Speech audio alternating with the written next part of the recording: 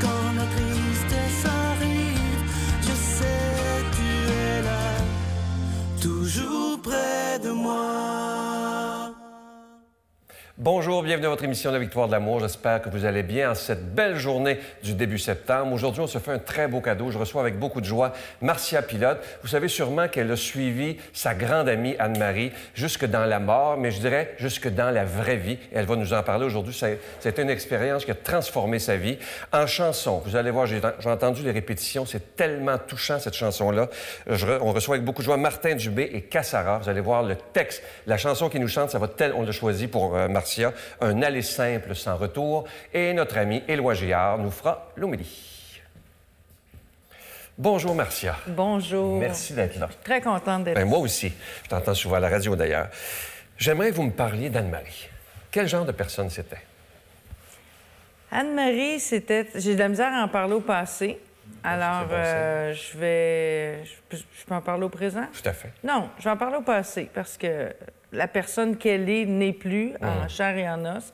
C'est une personne extrêmement spirituelle. C'est une personne joyeuse, une personne intense qui mordait dans la vie et qui était très, très... Elle a quel âge? Elle avait 53 ans. 53. Oui, 53 ans. Une personne très vivante, vibrante, tournée vers les autres, très sensible aux autres, ricaneuse, joyeuse, une humaine formidable. Et l'année dernière, elle a eu une récidive d'un cancer. Oui. Et comment elle a réagi quand elle a su que la mort s'en venait? Ce qu'on ne veut pas entendre, personne, évidemment. Bien, elle, ce qui est bien, bien particulier, ce qui a touché le cœur et l'âme de centaines de milliers de Québécois, parce qu'elle a eu une présence sur YouTube, elle a eu une présence aussi avec un documentaire que j'ai fait qui s'appelle « La mort m'a dit ». Quand elle a su qu'il lui en restait que pour quelques mois à vivre, elle s'est placée dans un état, c'est très, très bizarre à dire, mais un état de joie.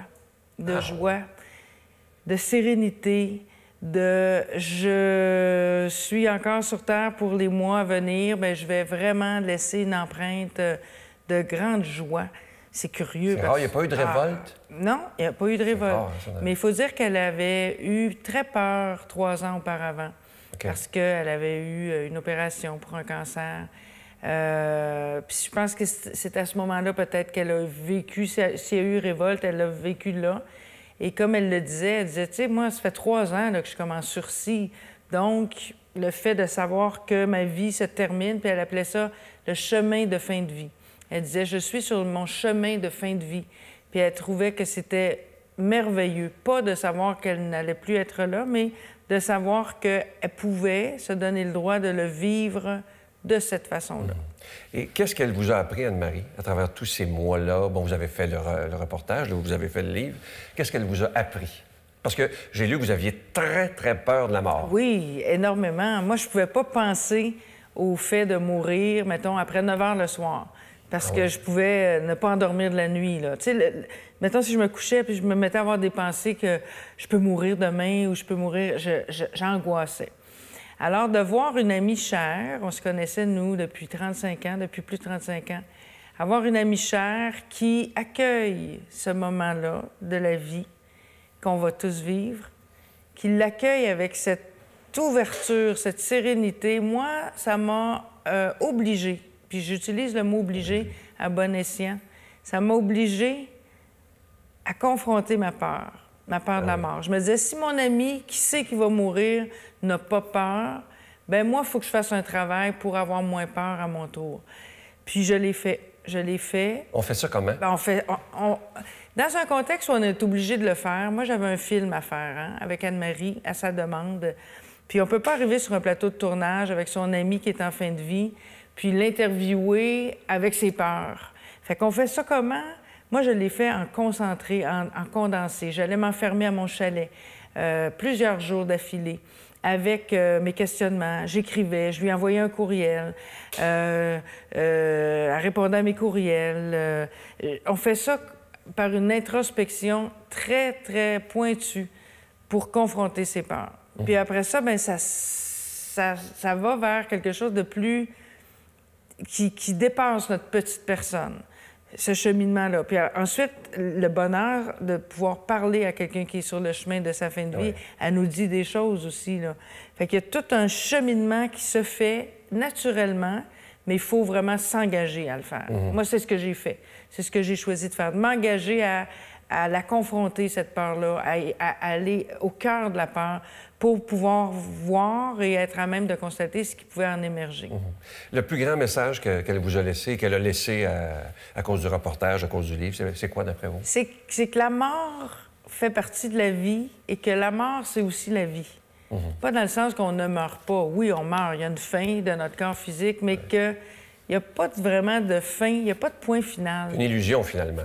C'est une illusion, c'est un mystère, mais c'est pas un point final qu'il y a, mais 3 points de suspension. La vie continue.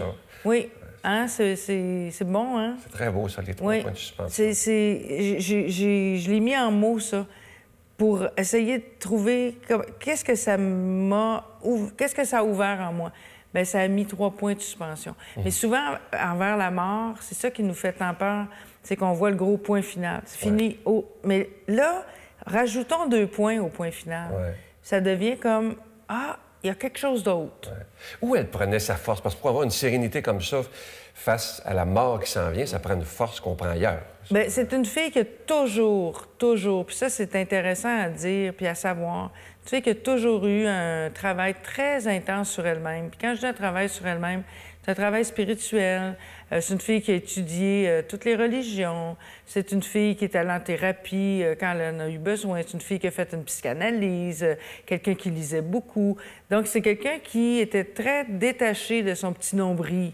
Elle n'est pas narcissique. Non, du tout. Puis elle aimait beaucoup croire à quelque chose de plus grand, qu'elle ne qualifiait pas comme étant Dieu ou Jésus.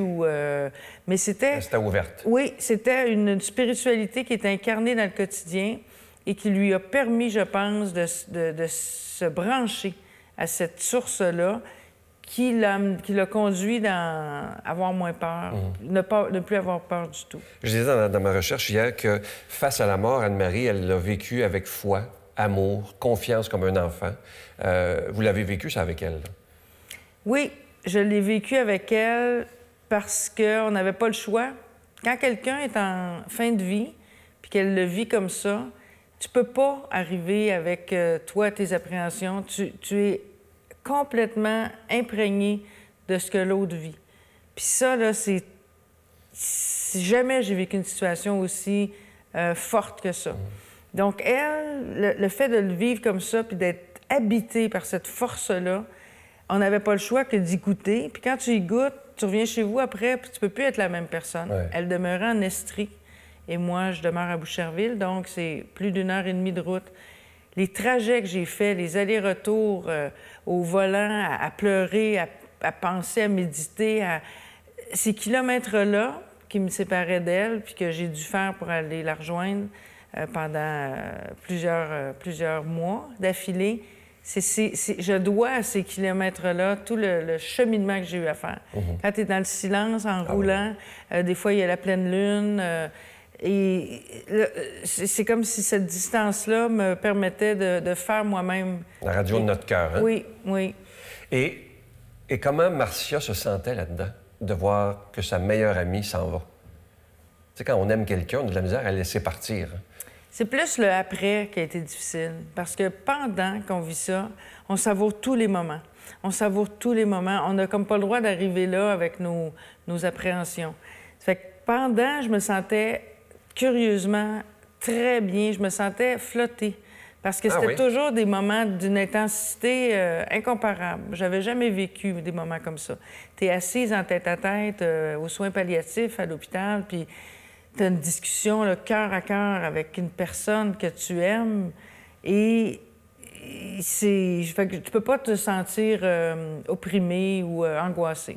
C'est là après. Quand Anne-Marie est décédée, le 20 août 2016... Étiez-vous là, vous, quand elle est partie? Non, parce qu'elle avait demandé que ce soit que ses enfants, son mari et sa mère qui soient là. Donc, peut-être 10 jours avant, quand elle est entrée aux soins palliatifs, Moi, j'étais la gardienne des amis. Son mari m'avait demandé de dire à tous les amis de même pas se présenter, qu'Anne-Marie voulait vivre ça seule. Puis, c'est bien, bien, bien correct.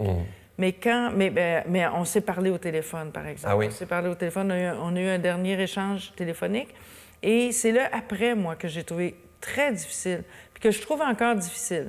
Je ne le vis pas de façon dramatique, mais pour moi, c'est un non-sens, la mort. Je suis pas rendue au point de dire « Ah, elle est là autrement ». Le « autrement », là, c'est peut-être dans 2 ans que je vais dire « Bon, oui, là, elle est là autrement ». Mais là, pour le moment, elle n'est pas là. C'est le deuil. Puis c'est vraiment plate. Et je me laisse pleurer, je me laisse... Des fois, je roule.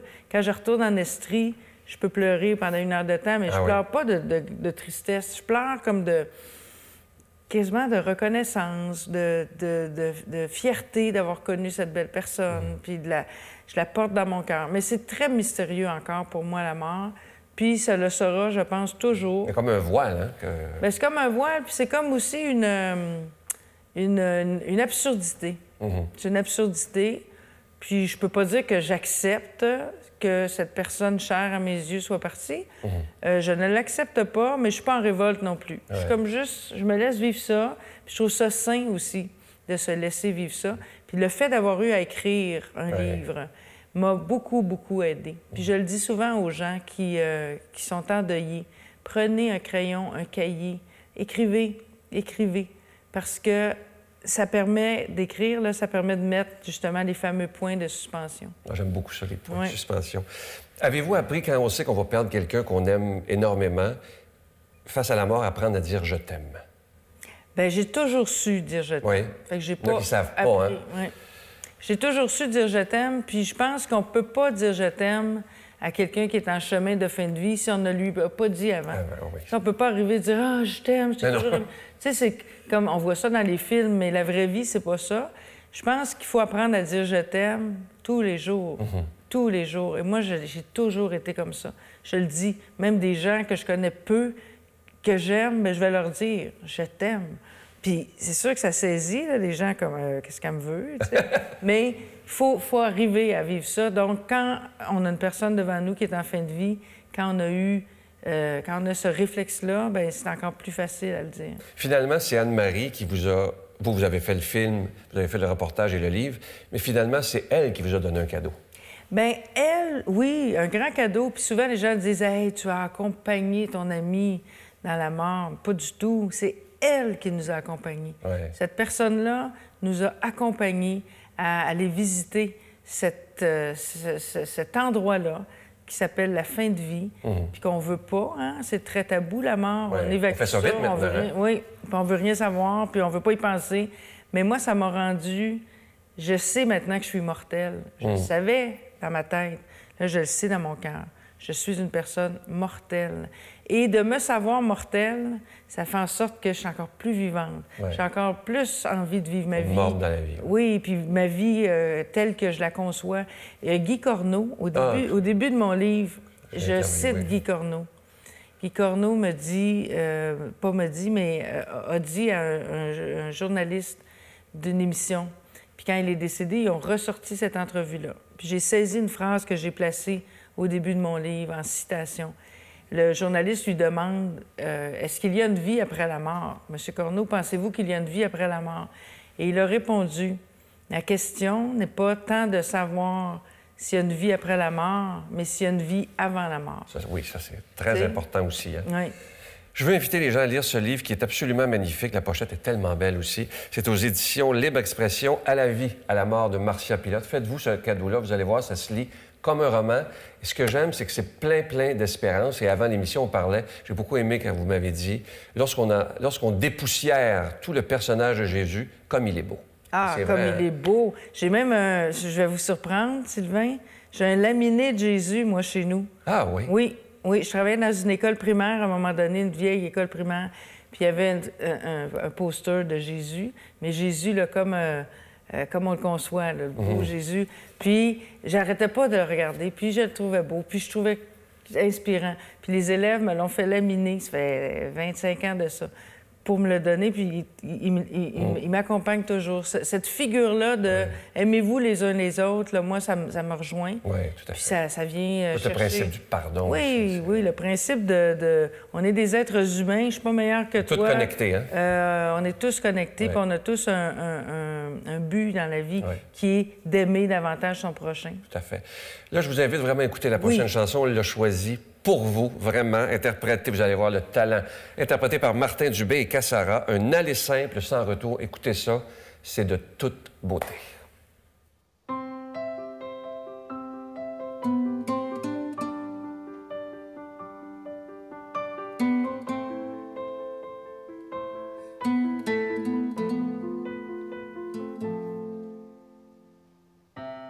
Des larmes coulent sur mon visage. Si je pouvais seulement te dire que je revois ta vie en images, je souffre de te voir partir. J'ai vu mes propres funérailles, sur mon corps je t'ai vu pleurer. Mon réconfort est invisible, comme à tes yeux et ma liberté. Au fond je savais que c'était le temps.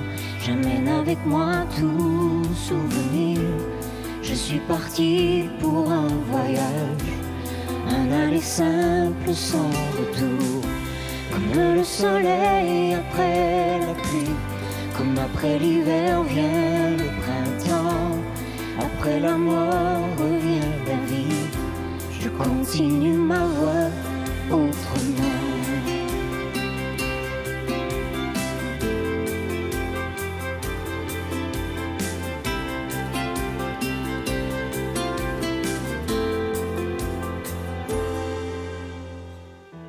J'entends ta voix dans mon sommeil.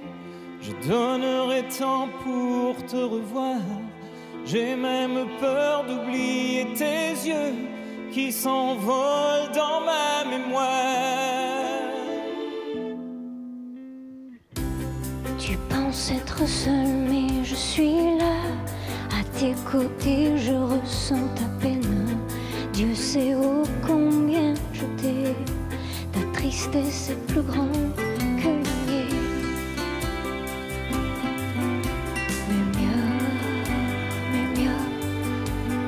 mieux. Una sola andata senza ritorno.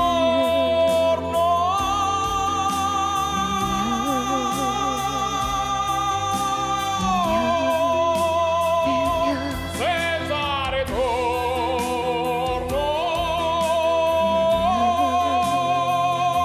Senza ritorno.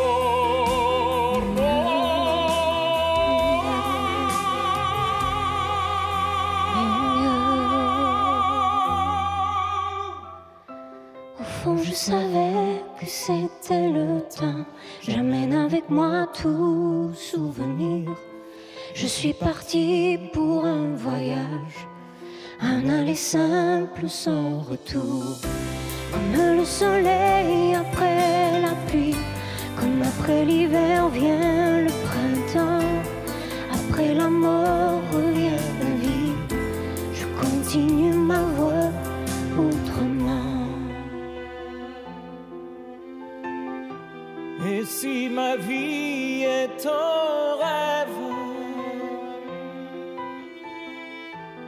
Et si mes rêves sont ma vie,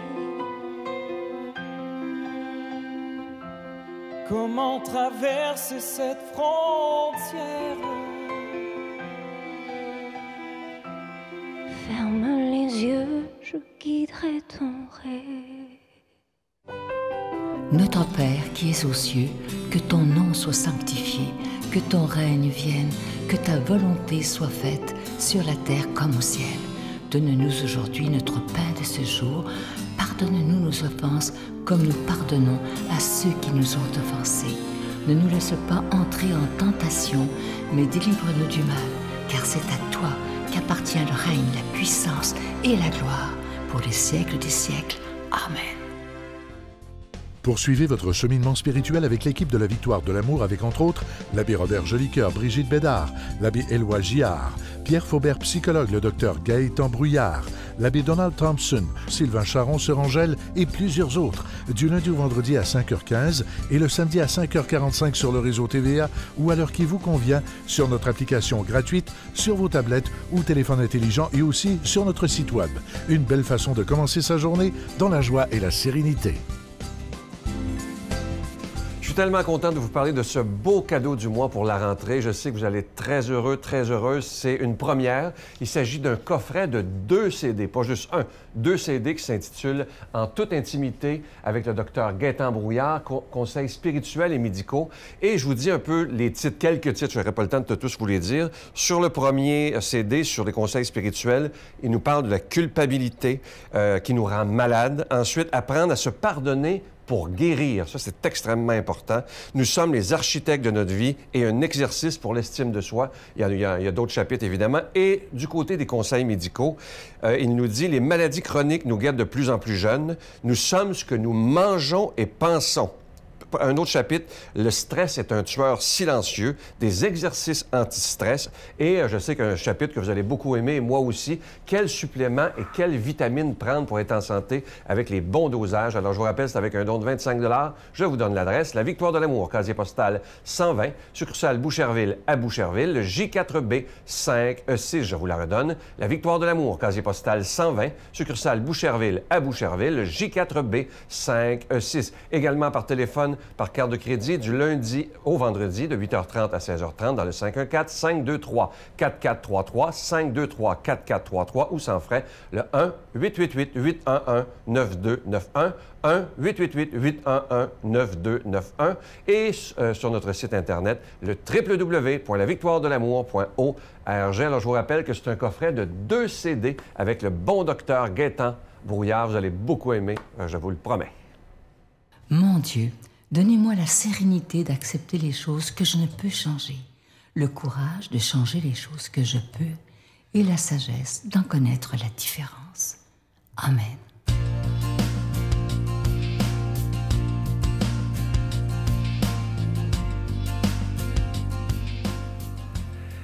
Et bonjour mes amis. Déjà le début de septembre, toutes les activités des groupes, des groupements, des associations, des mouvements reprennent, en Église aussi. Et on a un texte pour nous questionner et nous nourrir pour toute l'année, finalement. On en a un chaque dimanche, mais aujourd'hui, Jésus nous pose une excellente question. C'est dans l'Évangile de Matthieu. Pierre avait dit à Jésus, « Tu es le Messie, le Fils de Dieu. » À partir de ce moment, Jésus commença à montrer à ses disciples qu'il lui fallait partir pour Jérusalem, souffrir beaucoup de la part des anciens, des grands prêtres et des scribes, être tué et le 3e jour ressuscité. Pierre, le prenant à part, se mit à lui faire de vifs reproches. « Dieu t'en garde, Seigneur, cela ne t'arrivera pas. » Mais lui, se retournant, dit à Pierre, « Passe derrière moi, Satan. Tu es pour moi une occasion de chute. Tes pensées ne sont pas celles de Dieu, mais celles des hommes. » Alors Jésus dit à ses disciples, « Si quelqu'un veut marcher à ma suite, qu'il renonce à lui-même, qu'il prenne sa croix et qu'il me suive. Car celui qui veut sauver sa vie la perdra, mais qui perd sa vie à cause de moi la gardera. Quel avantage, en effet, un homme aura-t-il à gagner le monde entier si c'est au prix de sa vie? Et que pourra-t-il donner en échange de sa vie? Car le Fils de l'homme va venir avec ses anges dans la gloire de son Père, alors il rendra à chacun selon sa conduite. »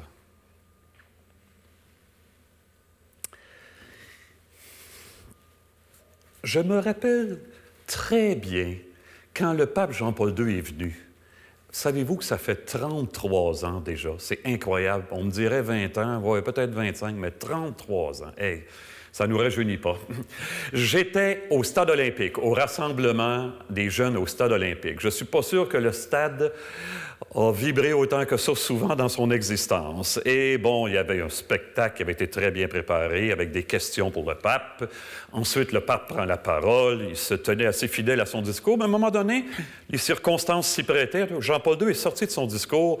Puis là, il a improvisé quelques mots. Puis il a fini par dire, avec toute la force de sa conviction, « Vous êtes les enfants de Dieu. » Ça a été le délire. Une chance qu'on ne savait pas que le toit était fragile parce qu'on aurait eu peur qu'il nous tombe dessus. Alors, on avait vraiment la sensation que tout était possible avec Dieu et entre nous parce qu'on était ses enfants, que tout était possible. Quand Pierre a dit à Jésus, « Tu es le Messie », Pierre, il se l'est arraché du ventre, cette conviction-là. Il n'a pas inventé ça. Il avait la sensation, à cause de toi, tout devient possible. L'amour aura le dernier mot. Mais bien sûr, Pierre pense pas à ce qui attend Jésus à ce moment-là. Parce que, vous savez, le terme de Messie, c'est très riche et bourré de sens à l'époque. C'était comme un envoyé de Dieu qui viendrait pour sauver d'abord les Juifs, ensuite toutes les nations à la fin des temps. Il y en a qui le voyaient comme un guerrier puissant, d'autres comme un prophète de justice, mais surtout pas quelqu'un qui va donner sa vie. Voyons donc, impossible. Bien, Jésus dit à Pierre, passe en arrière, je vais en avant. Il faut que je le montre, que l'amour est plus fort que tout. Empêche-moi pas d'avancer. Et Jésus va aller de l'avant, puis il va donner sa vie. Que de gens depuis 2000 ans l'ont donné, goutte à goutte chaque jour ou de manière violente, pour que nous continuions à espérer puis à sauver ce monde-là, à lui faire croire que l'amour est plus fort que tout. Il n'y a pas longtemps, je suis intervenu dans des classes de secondaire 5, des gars et des filles, 9 classes à Saint-Hyacinthe dans une école, toutes prêtes, tout juste à côté d'un restaurant archi-connu, je ne peux pas nommer, mais vous savez, son sigle, là, c'est un M en jaune. Tout le monde sait ce que je veux dire. Bon. J'ai dit au gars, je ne le ferai pas, mais je pourrais gager avec vous qu'on s'en va là, à côté. Je suis capable de manger plus que n'importe quel de vous autres. Puis vous savez, c'est des gars de 16-17 ans, là, je sais ce que je dis. Hein? Pourquoi je vous compte ça? Parce que j'ai dit aux jeunes, et pourtant, cette faim-là, ce n'est que le reflet d'un immense désir, encore bien plus profond, de toucher l'amour vrai, de sentir comment il est capable de m'amener, de faire en sorte que le meilleur de moi devienne toujours plus fort que moi. Faire cette expérience-là de l'amour.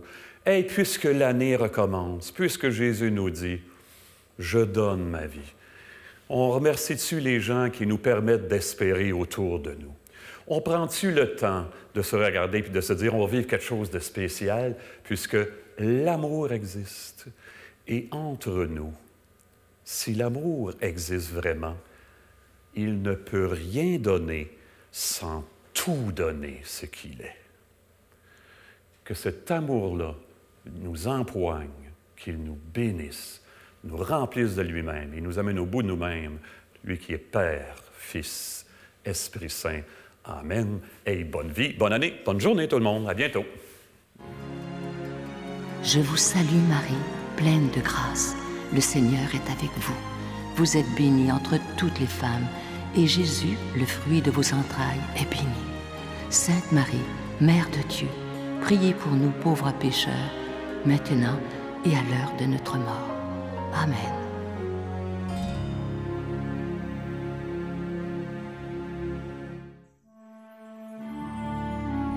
Mon Père, je m'abandonne à toi.